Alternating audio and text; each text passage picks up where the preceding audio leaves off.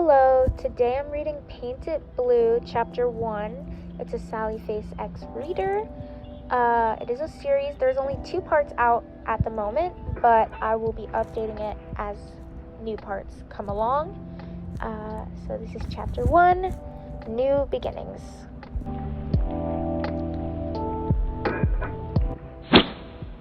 The sound of your luggage hitting the concrete floor brought you no comfort.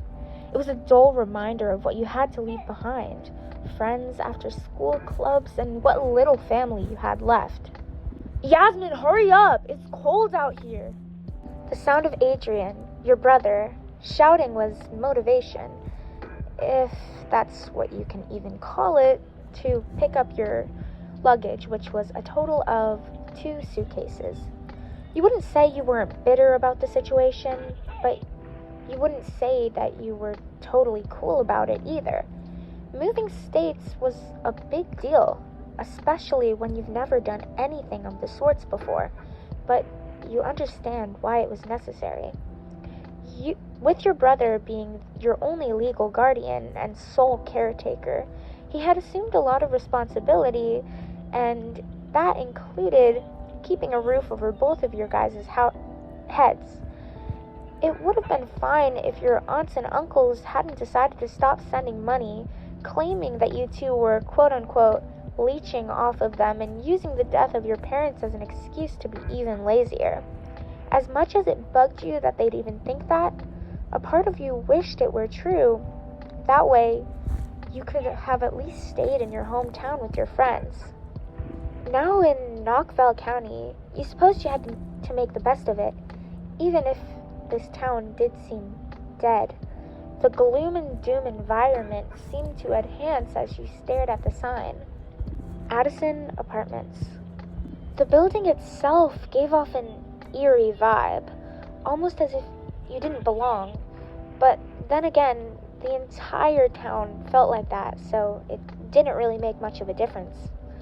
The sound of your feet dragging against the concrete was the only other sound you could hear apart from Adrian grumbling about something that you weren't too interested in hearing nor knowing about.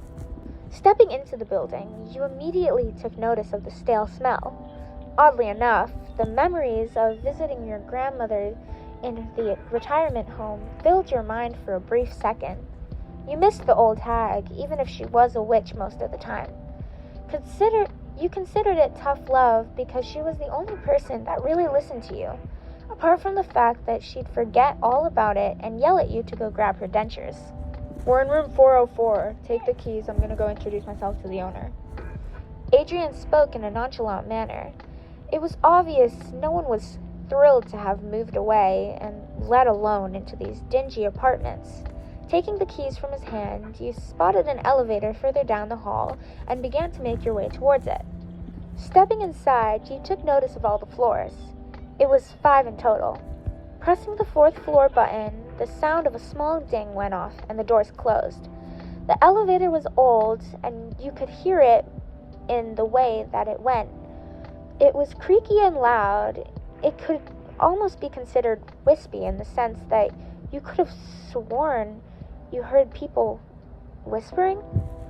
The thought made you feel dumb, so you didn't question it any further, until you swore that you heard your name being called. But it was too late by then, and the elevator opened and you stepped out, giving one last glance out of curiosity, but you were met with nothing. Shrugging, you looked down the hall and spotted an almost black hallway. You knew it was the hallway to where your now new home was because there was a silver plaque labeled 304. Obviously, you knew your room was just on the other side. Letting your eyes wander to the end of the hall was probably the most interesting part of seeing what your room looked like. What the fuck is that? Your hand gripped your luggage until your knuckles turned white. You were staring at a black figure with eyes redder than blood. It stood there and appeared as if it was almost watching you. You cleared your throat and spoke up, mostly due to the fact that this was probably one of your new neighbors and you were already making a shitty impression by just staring at them like they were a freak, even without saying a word. Even if they were a little freaky looking. Hello? I'm Yasmin. I live in 404. Your voice faltering while you spoke made you slightly cringe, but you didn't really care. The silence was eating at you while you stared at them.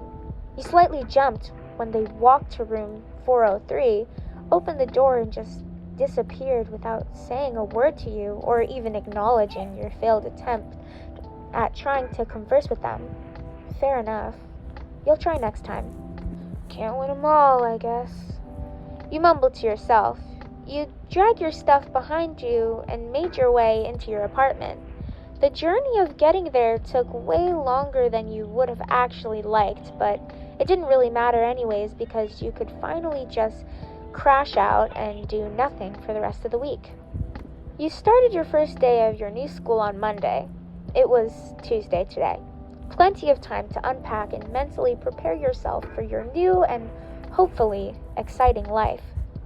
Walking into the room, it was bland. No feeling that made it feel like home, but you didn't mind because as long as Adrian was there, you two could make it feel comfortable in due time. You saw the apartment had 2 bedrooms, a bathroom, kitchen, and of course a living room with just a single couch and other home goods provided. Tossing your stuff to the floor, you made a beeline for the couch and threw yourself onto it. It was bouncy and comfortable, so now you knew what you were going to be doing for the afternoon. To say that was going to be a quick power nap, you'd be lying to yourself. You woke up sweaty and not knowing who or when you were. You knew your brother had been inside already because there was boxes laying on top of each other. Unpacking was going fairly easily and quick due to the fact that there wasn't much to unpack between the two of you. Moving away had been so sudden that you could only take the clothes that were on your back and other bare necessities. Sitting up while simultaneously wiping the sweat from your brow, reaching for your phone in your pocket, you'd check for the time. 5:38. I guess I really was tired. You stated groggily, kicking your feet off the side of the couch and looking around. Soon you spotted one of the doors open, just ajar. Assuming Adrian was in there, you slowly approached it. The door was so dark that even when you peeked your head through, it was hard to tell what was what. Stepping inside, you saw Adrian asleep on the bed. The rooms already have beds? Why didn't I check? You thought grumpily as you walked inside and grabbed a blanket that had been discarded onto the floor and covered Adrian with it, half-assing it as you tucked him into bed. Walking out of the room, you literally had nothing to do since nothing was close to being unpacked, and it was the ass crack of dawn. Time to explore this shithole, I guess. Okay, I hope you enjoyed chapter 1. I surely did. I will be reading chapter soon. Eventually. Have a good day, night, evening, whatever. I love you guys so much. Goodbye.